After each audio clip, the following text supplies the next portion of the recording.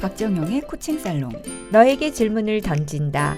코칭으로 행복한 세상을 만드는 봄코치와 전 국민 1인 1코치 시대를 꿈꾸는 영코치가 여러분을 코칭의 세계로 초대합니다. 네, 저희가 지난 시간에 지난달이죠. 그 포스트 코로나에 대한 이야기를 나눴었는데 네. 잠잠해질 기미가 보이지 않아요.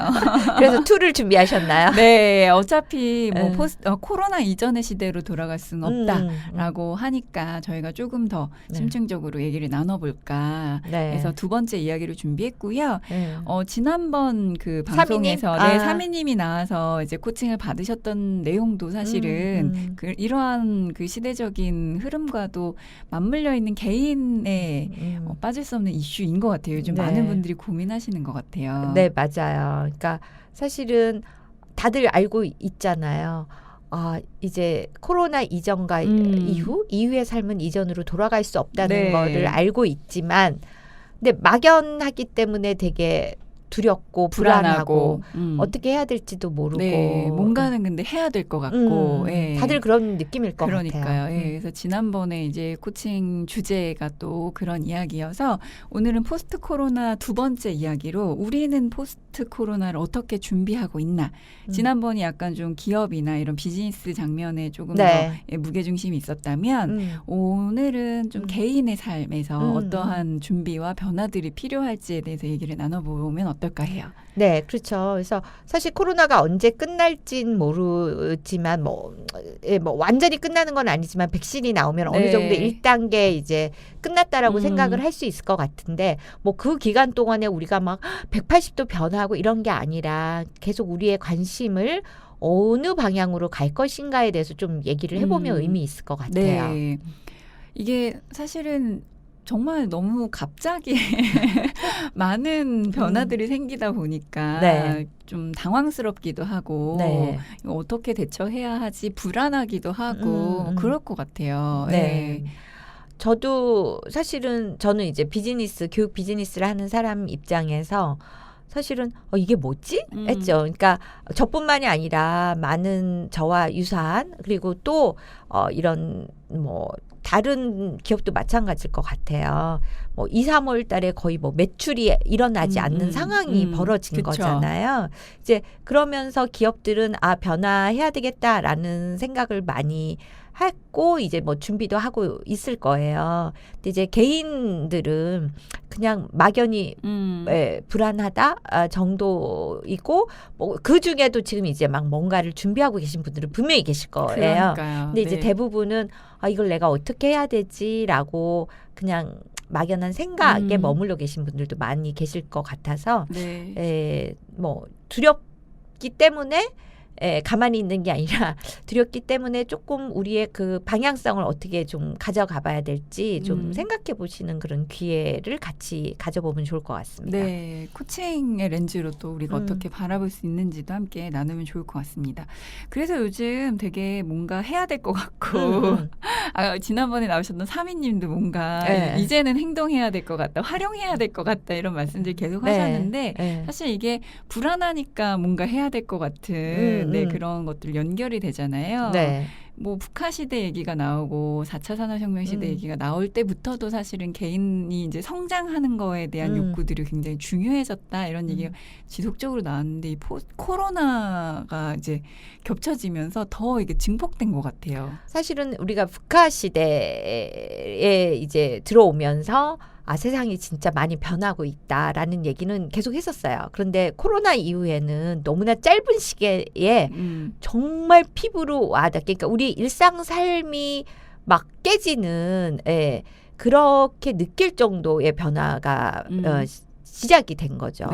그래서 정은경 본부장이 그때 얘기했듯이 이제 코로나가 이제 마라톤이라면 한 반 온 거다.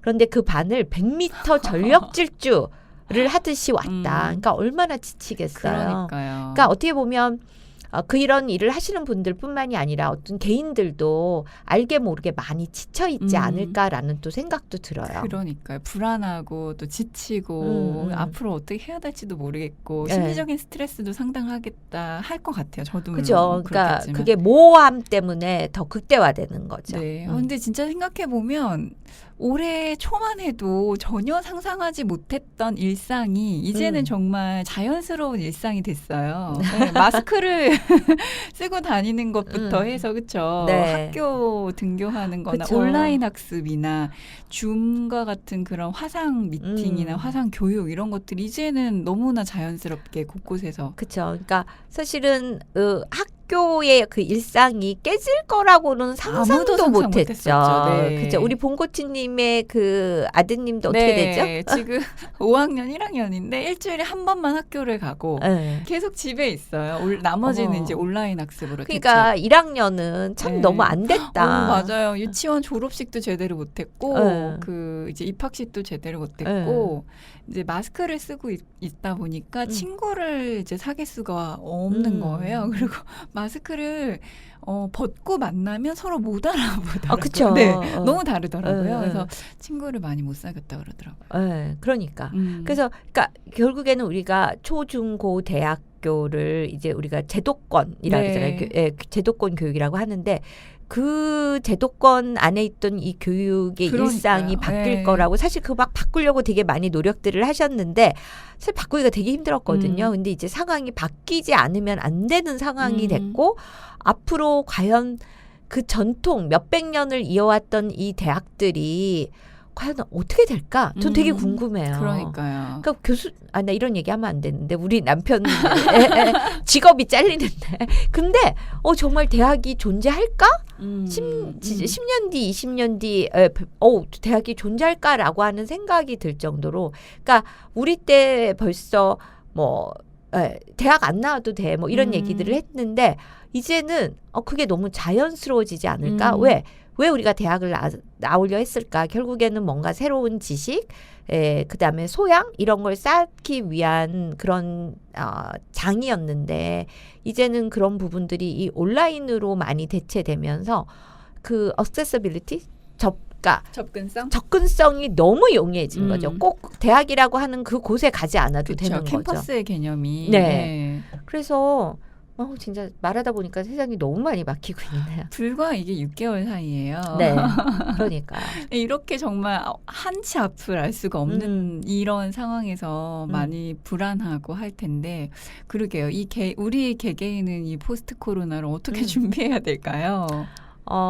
저는 이제 그 아티클을 이렇게 읽을 때 사실 뭐 우리가 일상적으로 뭐 위기는 기회다 뭐 이런 얘기 하잖아요.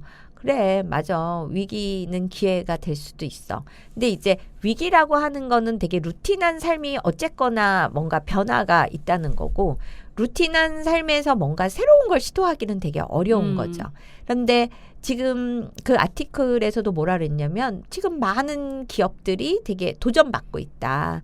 그런데 또 의외로 서베이를 해보고 데이터를 분석해 보니, 동시에 많은 기업들이 크리에이티브 솔루션을 경험하고 있다.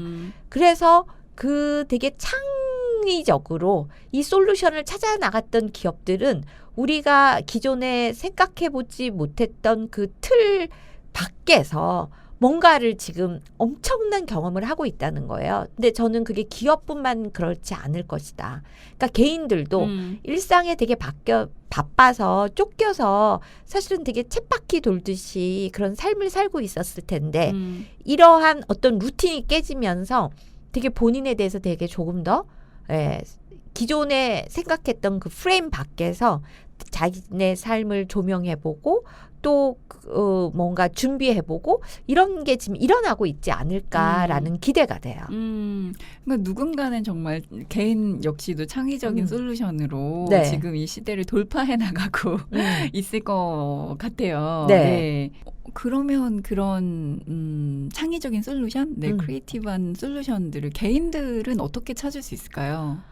그러니까 우리는 이제 매번 크리에이티브 솔루션 막 이러면 뭔가 아주 대단한 거. 엄청 대단한 거, 180도 다른 거 막 이런 거 생각하세요. 네. 근데 모르겠어요. 제가 나이가 많이 들었는데 요새는 이 나이가 돼보니 이런 얘기를 참 많이 해요. 근데 꼭 이 나이가 되지 않아도 많이들 알고 계실 거예요. 내 삶은 그렇게 어느 날 갑자기 180도 바뀌지 않는다. 그냥 온고잉인 거죠. 그죠? 네, 그래서 저는 그러면은 코로나 시기에 또 포스트 코로나 때 그럼 나는 뭐 180도 바뀌어 있을 거냐? 아니라는 거죠. 그러니까 급변해요. 모든 게 급변할 때 바뀌지 않는 거? 믿어야 되는 건 뭐냐? 나라는 거죠. 네. 그래서 저는 막 뭔가 새로운 거를 막 뭔가를 막 배우고 막 지금 당장 뭘 하지 않으면 불안할 것 같고 그게 아니라 저는 스탑하고 지금 이 시기에 잠깐 스탑하고 내가 걸어온 나의 삶을 좀 볼 필요가 있다는 거예요. 우리가 사실은 한 치 앞이 안 보인다라는 표현을 쓰잖아요. 한 치 앞이 안 보이는데 그냥 막 급하게 달려나가면 앞이 낭떠러질 수도 있어요. 근데 그렇다고 해서 가만히 있으라는 게 아니에요. 예, 스탑하고 심호흡을 하고 내 주변에서 들려오는 소리가 무엇인지 센싱할 필요가 있고요. 근데 그 중심에 뭐가 있느냐? 나가 있기 때문에 지금까지 내가 살아온 나의 삶을 한번 볼 필요가 있어요. 그러니까 많은 사람들은 막 이럴 때 막 진단을 해서 내가 어떤 성향이냐. 근데 그거는 솔직히 스탑하고 나를 좀 들여다보고 주변에 있는 사람들의 이야기를 경청해 보면 그거는 진단에서만 나오는 게 아니라 알 수 있는 거예요. 근데 조금 더 섬세해야 돼요. 그러니까 제가 계속 얘기하지만 호기심. 그러면 모든 것에 다 호기심이 있는 거 아니다. 우리 봉코치님은 어디에 호기심이 있어요? 저는 갑자기 그렇게 물어보시면 저는 사실은 막 자연에 대한 호기심 이런 거 없어요. 네. 막 그래서 저는 어디 여행 다니고 이러는 거 막 보러 다니고 이런 거 별로 안 좋아해요. 저는 여행 가면 어디에 탁 그냥 자리 잡고 쉬는 걸 좋아해요. 근데 저는 지적 호기심은 되게 커요. 네. 그래서 막 뭔가 이렇게 하나가 딱 걸리면 거기에 대해서 막 파고드는 거죠. 그러니까 사람마다 이 사람은 되게 호기심이 많은 사람이야 라고 했을 때 그 호기심은 A, B, C, D가 다 다른 거죠. 그 토드 로즈가 쓴 그 다크호스에 보면은 그런 얘기가 나와요. 그러니까 많은 사람들이 뭐 나는 분류하는 걸 되게 좋아해. 그러면 분류로 퉁치지 말라는 거예요. 어떤 사람들은 미생물을 분류하는 거를 되게 관심이 있고 어떤 사람은 색으로 뭔가를 컬러풀한 색으로 뭔가 분류하는 걸 되게 좋아하고 그래서 나는 뭔가 오거나이징하고 분류하고 이런 걸 되게 좋아해. 그러면 너는 그럼 이거 정리해. 그래서 이 공간 정리. 어떤 사람은 공간 정리를 좋아하지만 어떤 사람은 자료 정리를 좋아. 그래서 이 섬세한 뭐랄까요. 본인이 진짜 에너지가 끌리는 이 섬세한 게 무엇인가를 알아내는 것이 되게 중요하다는 거죠. 그게 나의 어떤 결을 찾아보는 거죠. 왜? 내 결이 이렇게 섬세한 나의 결이 세상에 뭔가를 딱 만났을 때 그 포텐이 터지는 거거든요. 왜? 세상의 그 하우투는 계속 바뀌어요. 그렇잖아요. 우리가 지금 너무나 급속도로 테크놀로지가 발전하기 때문에 어떤 형태의 잡이 생길 건지 어떤 형태의 뭔가 일하는 방식이 생길지 몰라요. 하지만 우리가 준비할 수 있는 거는 나 스스로 내가 어디에 에너지가 끌리고 있고 무엇에 내가 재미를 느끼고 있고 이런 부분들은 본인은 확실히 알고 있어야 되는 거죠. 네. 그래서 저는 그 섬세함 이거는요 진단으로 알 수가 없어요. 내가 미생물을 분류하는 것 때 에너지가 더 쏟는지 공간을 정리하는 때 에너지가 그 진단으로 어떻게 알겠어요. 제가 호기심 저는 사실은 손재주가 많다 이런 생각은 안 했어요. 그래서 저는 제가 창의적이라는 생각 안 해봤다 그랬잖아요. 왜 창의적이면 막 뭔가 아트적으로 뭔가를 막 만들어내야 되고 막 이러고 막 퀴즈 막 풀고 근데 어머 쟤는 저런 생각 어떻게 하지? 그래서 난 창의적이 아닌 거야. 그런데 저는 제가 지금 현재 일하는 곳에서 되게 창의적인 사람으로 인식이 되거든요. 그러니까 뭔가 구조화시키고 이러는 것에 대해서는 제가 되게 근데 구조화라 그래서 막 건물을 구조화시키는 게 아니라 어떤 지식 정보 이런 부분들을 디자인하고 구조화시키는 거에 대해서 되게 창의적인 사람으로 인식되잖아요. 그래도 코칭계에서는 맞아요. 그러니까 나는 이런 부분들에서 내가 요러한 것들을 되게 잘하고 있구나, 되게 좋아하구나, 이런 것들을 좀 알 필요가 있는 거예요. 그러니까 세상이 아주 급변할 때 믿을 수 있는 게 뭐냐라는 거예요. 저는 자기 자신이라고 생각해요. 되게 많은 걸 생각하게 하는데 또 우리는 불안하다 보니까 자꾸 외부에서 답을 찾으려고 하잖아요. 네. 뭔가 전문가의 얘기를 듣고 싶어 하고 또 강연 시장이 또 요즘 굉장히 붐이고 그래서 변하지 않는 것에 대해서 특히 나에 대해서 집중하는 게 필요하다라는 말씀이 네. 되게 와닿아요. 그러니까 우리 그 봉코치님이 이제 그 말씀하시니까 결국에는 이제 변하지 않는 거 나에 대한 건데 제가 이제 그 변하지 않는다라고 하는 것에 또 여러분들이 또 꽂힐까봐. 근데 이제 나라고 하는 사람은 변하는가 변하지 않는가 아마 여기에 대해서 또 퀘션을 가지실 수도 있을 것 같아요. 그런데 제가 뭐 지난번에도 말씀드린 것 같은데 번데기에서 나비가 되면 우리는 변했다고 하느냐 변하지 않았다고 하느냐. 그러니까 그거는 사실 중요한 게 아닌 거죠. 예, 결국에는 나라고 하는 나의 아이덴티티가 무엇인가를 보는데 그 아이덴티티는 나 혼자 있으면 사실은 필요 없는 거예요. 그러니까 누군가와 함께 하기 때문에 그 나의 아이덴티티가 필요하고 그래서 자칫 나의 문익결을 찾고 나를 좀 들여다보고 이러는 작업들이 그냥 나를 더 아이솔레이트 고립시키는 행위여서는 안 된다라는 거예요. 왜? 나라고 하는 것 자체가 사실은 내 주변의 환경과 주변의 사람과 또 내가 처해 있는 어떤 역할 이런 것과 끊임없이 인터랙션 하기 때문에 그러한 상호작용 안에서의 내가 어떠한 부분 왜냐하면 나 혼자 가만히 있으면 그 섬세함이 살아날 수가 없어요. 근데 계속 상호작용하면서 그 섬세함이 살아날 수 있는 거죠. 그러면서 그러니까 사실 이 감각이라는 건 변화를 감지하는 거잖아요. 그러니까 상호작용 속에서 일어나는 그 변화 속에서 과연 나라고 하는 나의 아이덴티티가 무엇인가를 보게 되는 거죠. 그러다 보니까 나의 환경에 의해서 좌지우지 되는 건 뿌리채 뽑히는 거고요. 하지만 바람이 부는데 흔들리지 않는 건 되게 이상한 거잖아요.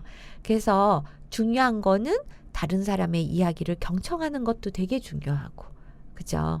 예. 그리고 요새 그 교육시장의 붐이 막 일잖아요. 네. 근데 그 현상만 보는 게 아니라 과연 그 교육시장에 오는 사람들이 얼마나 중심을 잡고 오느냐 이게 되게 중요하겠죠. 근데 그 자체는 되게 가치가 있는 것 같아요. 맞아요. 왜냐하면 우리는 교육을 받으면 항상 뭔가 물리적으로 이동을 했었어야 되는데 이 코로나 때문에 이 뭐랄까 비주얼하고 오디오적인 어떤 교육의 붐이 일고 그래서 교육에 대한 열의가 더 이제 생기게 그쵸, 되고 네. 예. 그러다 보니까 더 많은 것을 접하고 경험하게 되는 거죠. 그래서 중요한 거는 그 뭐랄까 중심이 뭐냐? 뿌리채 뽑히지 않는. 그 중심이 뭐냐? 내가 왜 교육을 받느냐? 내가 왜 이것을 찾아다니느냐에서 그냥 밖에 뭐가 있지? 이러한 어떠한 그 뭐랄까요? 불안과 두려움에서 뭐지 이게 아니라 나의 중심을 잡고 나의 그 무엇이 나의 이러한 것들이 세상의 그 무엇과 이렇게 만나는 그 순간을 왔을 때 그걸 또 본인이 알아야 되는데 그걸 본인이 모를 수 있어요. 너무 세싱이 밖으로만 가 있으면. 예, 그래서 그러한 것들이 필요하지 않을까 싶어요. 네.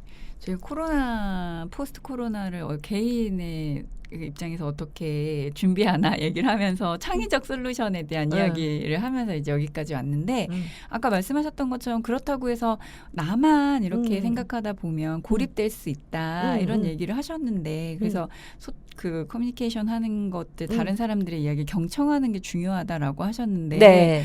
아시겠지만 또 코로나 때문에 비대면 상황들이 굉장히 많아졌고 업무 현장도 뭐 재택을 하는 경우나 리모트 워크 하는 경우도 굉장히 많아졌잖아요. 잘 집합 그런 여러 명이 만나는 그런 기회들도 많이 줄어들고 이게 좀 되게 더 어려워진 것 같아요. 그래서 그죠.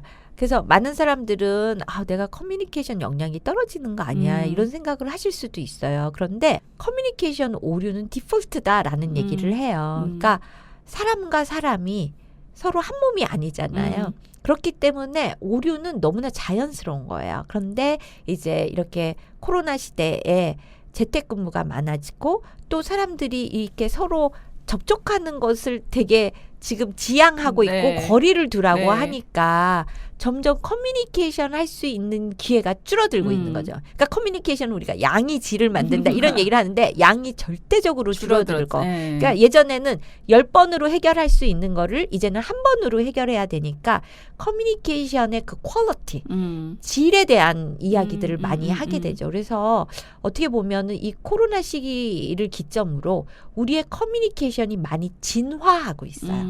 네.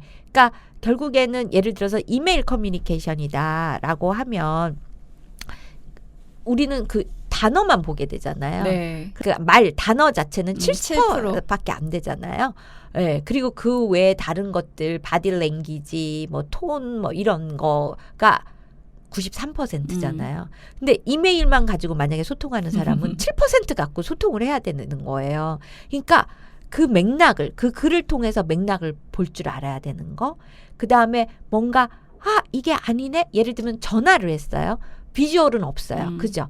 예. 그렇기 때문에 전화로만 했을 때 뭔가 이건 아닌데 싶을 때 그걸 센싱 할 줄 알아야 되고 그리고 센싱이 됐으면 혼자서 끙끙 앓면서 나만의 스토리에 막 그죠? 눈덩이가 불어나듯이 스토리를 만드는 것이 아니라 그거를 스픽업 할 수 있는 brave 용기가 있어야 된다라는 얘기를 하고 있어요. 그래서 그냥 그거를 계속 수면 밑으로 가져가지 말고 지금 내가 보니까 지금 뭔가 주저함이 있는데 그게 뭐지? 라고 물어봐. 그러면 상대가 아니에요 라고 뭐 아니면 말고잖아요. 그래서 이러한 어떻게 되면 우리의 이제 일상적으로 해왔던 이 커뮤니케이션이 양쪽으로 들어두면서 나의 이 커뮤니케이션의 그 퀄리티가 점점점 더 높아져야 되는 거예요. 사실은 지금 말씀하신 것들이 저희가 코칭을 트레이닝하면서 그쵸. 기승전 코칭이라 너무 죄송하지만 근데 사실 그래요. 그러니까요. 제가 지금 이렇게 말씀드린 이 모든 것들이 사실은 코칭 과정에서 제가 드리는 말씀이기도 해요. 네, 맞아요. 말씀하신 것처럼 커뮤니케이션의 질이 높아져야 하고 일상적으로 정말 미닝풀 컨버세이션이 더 자주 일어나야 되는 상황이 이제는 정말 어차피 피할 수 없는 상황이 된 것 같아요. 네, 그래서 오늘 뭐 사실은 뭐 아주 엄청난 것을 얘기하는 것이 아니라 결국에는 이럴 때 나 스스로 어떻게 중심을 잡아야 될까? 네, 그리고 결국에는 이제 이러한 과정에서 우리가 함께하기 때문에 나의 그 커뮤니케이션이라고 하는 부분에서 좀 우리가 좀 어떤 부분에 신경을 써야 될까를 조금 간단하게 이야기를 나눠봤습니다. 네, 아쉽네요. 시간이. 네, 저희가 박정혜 코칭 살롱 너에게 질문을 던진다. 오늘은 포스트 코로나를 어떻게 준비하고 있는지 개인의 삶에 좀 더 초점을 맞춰서 이야기를 나눠봤습니다. 그래도 저희가 빼먹지 않고 가져가야 되는 게 있죠. 네. 지금 질문. 네. 준비되셨나요? 네. 어떤 질문일까요? 글쎄요. 이 세상이 많이 바뀌고 있는데 어떻게 해야 되나라고 좀 걱정하고 계신 분들께 불안하잖아요. 네, 던지는 네, 그런 질문입니다. 분들께 네. 도움이 될 만한 질문으로 준비해 주셨습니다. 자, 영코치와 본코치는 여러분들의 관심을 먹고 삽니다. 예, 저희 청취율도 많이 올랐거든요. 여러분들의 관심 덕분이고요. 그래도 구독하기, 좋아요, 댓글 많이 많이 달아주시기 바랍니다. 오늘도 역시 심쿵 질문으로 마무리하도록 하겠습니다. 코칭살롱의 마담, 영코치가 여러분에게 던지는 오늘의 심쿵 질문. 당신의 중심은 무엇입니까?